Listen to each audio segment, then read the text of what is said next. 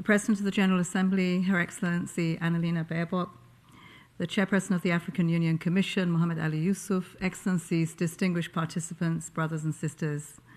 I want to begin with expressing my deep appreciation to the African Union Permanent Observer Mission, the Office of the Special Advisor on Africa, and the partners who have lifted and contributed to this dialogue series throughout the month. The Secretary General has set out the stakes in his video remarks, and as we engage in the theme, harnessing water for the Africa we want, let me share with you where I think Africa could go from here. I came to this conversation years ago as Minister of the Environment in Nigeria. The politics of water and what was happening to Lake Chad was on the desk of every minister in the neighborhood. Because anyone who has worked on water knows that it's never only just about water. It might be health, sanitation, climate, food, or energy, justice or women's empowerment, equality, peace or security, or in many cases, all at the same time. Hold that in mind as we look at where the continent stands today. Africa holds 9% of the world's fresh water, yet water is not distributed evenly across the continent, and a majority of the continent's fresh water is under stress from population growth, agriculture, poor infrastructure, climate change, and often access is impeded by the conflicts. In some regions, severe seasonal scarcity is known as a reality, with 1 in 3 Africans living in a water-scarce region. And this year, we will have the El Niño, and it could be a super El Niño. That is going to make things worse for us with floods, but also with heat temperatures that we would not have seen in our history. Picture the over 400 million Africans that are lacking basic water services and over 300 million Africans lacking access to safe drinking water. That reveals a region that is not in command of the governance, management, and equitable distribution, nor finance of its own resources. And our people are paying every day for that gap. So let's begin by getting to the root causes. What gets called water scarcity is often, on closer inspection, a systems failure. Systems failures that have drivers, but they also have fixes. The fix begins with treating water for what it is, a strategic asset of this continent, to be planned, financed, and governed across decades in service of the economic transformation of Africa. That means planning for the household and the economy in the same breath. The river that fills the tap also keeps girls going to school, irrigates the farm, cools the data centers, and powers the turbine. Govern water well, and every other sector compounds. Govern it badly, and every other sector pays the bill. And the room for error is narrowing because the pressures on African water systems are growing day by day. Africa will soon become home to the youngest and fastest growing population in the world.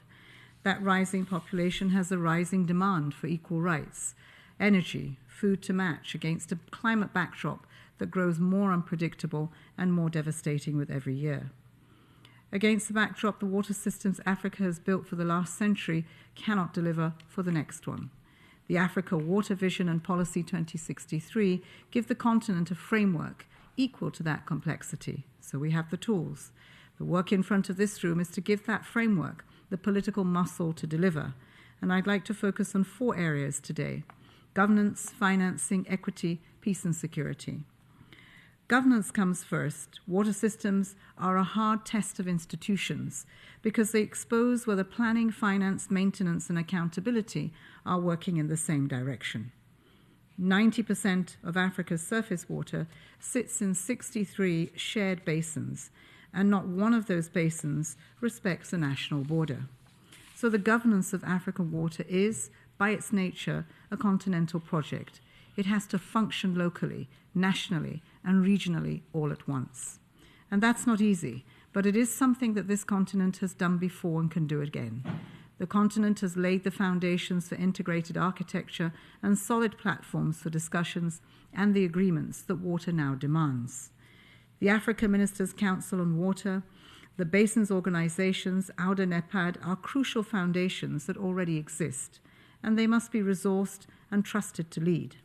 And 13 African countries have gone further still, becoming parties to the UN Water Convention. The second, financing. You cannot build a 50-year water system on 5-year money. The investment gap in African water and sanitation is estimated to up to $1 trillion over the next 15 years. This is a formidable number, but as President Tah of the African Development Bank has been making the case, a vast amount of African capital is already sitting in financial institutions. Between $1 and $4 trillion of African-owned capital sits in banks and sovereign wealth funds outside Africa. That money could be building water systems in the countries it came from if the conditions were in place to bring it home. Strengthening Africa's financial architecture, including by harmonizing regulations across borders and investing in public facilities, in public institutions, and in local infrastructure and capacities, is going to be central to creating those conditions. Investments in water are, by their nature, a long horizon. It makes sense that they are financed in part through credit, and this is precisely where the international financial system fails Africa. African countries borrow at rates many times higher than advanced economies for risk that does not justify the premium, despite domestic fundamentals that are often comparable. That premium falls hardest on exactly the kind of patient long-term infrastructure that water demands. The answer is twofold.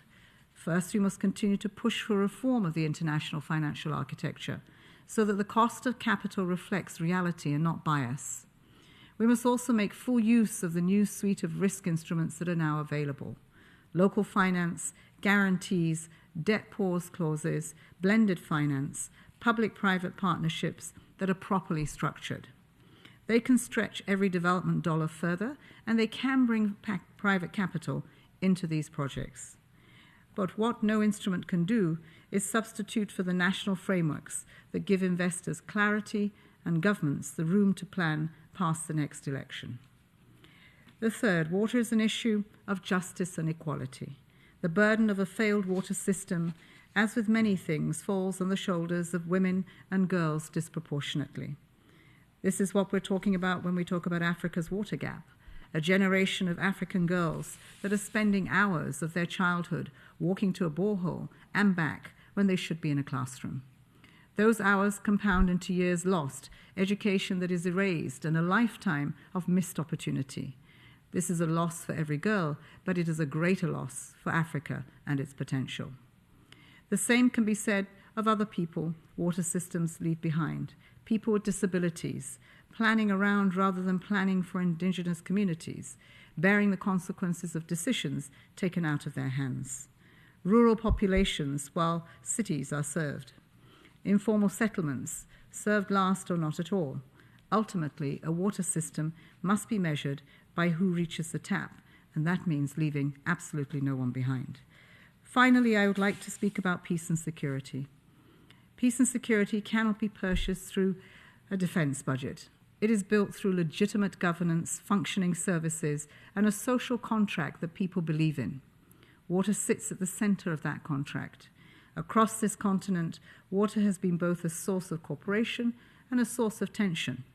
A shared river or lake can be the shortest distance between two governments, or the longest.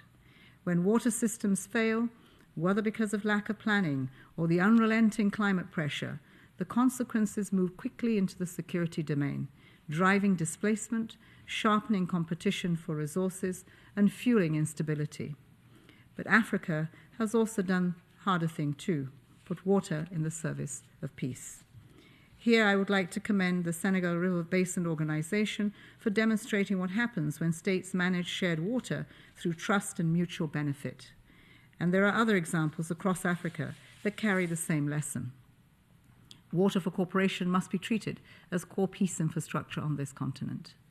Excellencies, ladies and gentlemen, in December, Senegal and the United Arab Emirates will co-host the 2026 UN Water Conference in the UAE.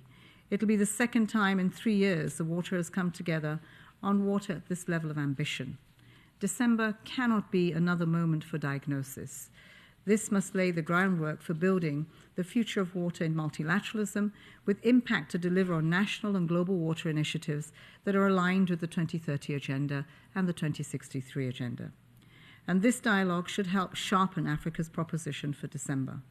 We must be financed, what needs to be governed differently, what institutions must be strengthened, and how to address water across all sectors, working with private, local, and community leaders. What countries must do to build a future multilateral process. What African countries can do across borders and basins with the assets already in their hands.